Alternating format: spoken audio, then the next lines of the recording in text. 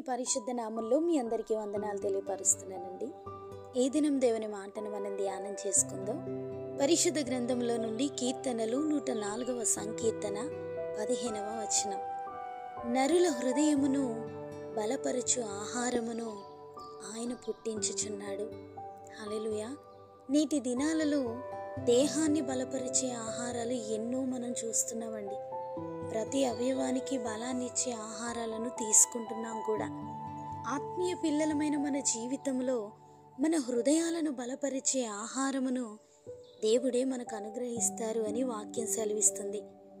సామెతలు 4వ అధ్యాయము 23వ వచనంలో, నీ హృదయములో నుండి జీవధారలు బయలుదేరును కాబట్టి అన్నిటికంటే ముఖ్యముగా నీ హృదయమును భద్రముగా కాపాడుకొనుము అని వాక్యం సెలవిస్తుంది.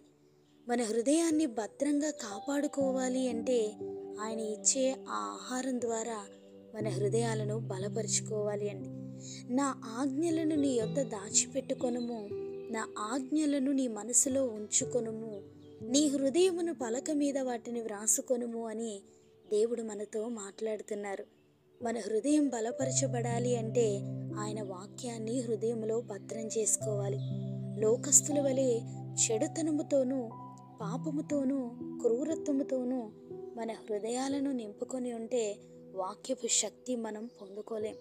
మనకు కలిగిన ఏ పరిస్థితినైనా ప్రభు సన్నిధిలో ఆయనకు అప్పగించి ఆ సమస్యనైనా లేదంటే బాధనైనా కోపమైనా ఏ పరిస్థితినైనా మనం ఆయనకు అప్పగించి విడిచిపెట్టగలిగితే ఆ సమస్యకు తగినటువంటి వాక్యాన్ని హృదయంలో భద్రం చేసుకొని దానిని మాటి మాటికి ధ్యానిస్తూ ఆ సమస్య వలన మన మీద ఉన్నటువంటి ఆ భారాన్ని, ఆ భారము చేత చెదిరిపోతున్నటువంటి మన హృదయాన్ని ఆ వాక్యము ద్వారా మనం బలపరుచుకోగలుగుతామండి.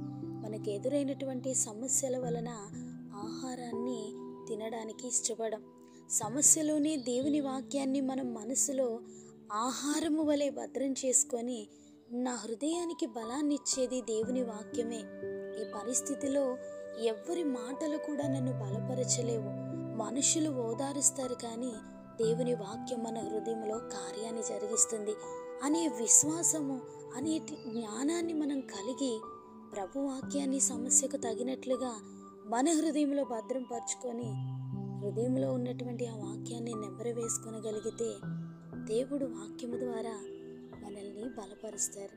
వాక్యమైన దేవుడు మన హృదయాన్ని బలపరిచి ఆయన శక్తితో మనల్ని నింపి ఆ శ్రమలో నుండి మనల్ని బయటికి తీసుకురావడానికి వాక్యం ద్వారా దేవుడు కార్యాన్ని జరిగిస్తారండి.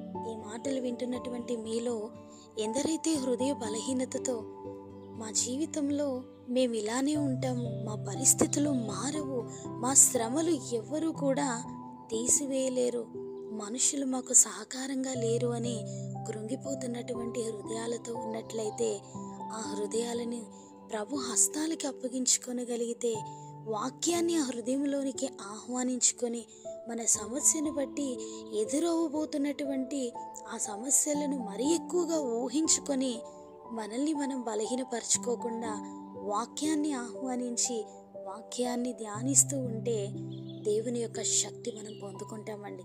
ఆ సమస్య ఏ రీతిగా మన నుండి తొలగిపోతుందో అది మనకు అర్థం కాకుండానే సమాధానాన్ని దేవుడు మనకి దయచేస్తారు. ఆ దేవాది దేవుని యొక్క కృప మనందరికీ తోడైండి మనల్ని నడిపించునుగాక. ఆమేన్.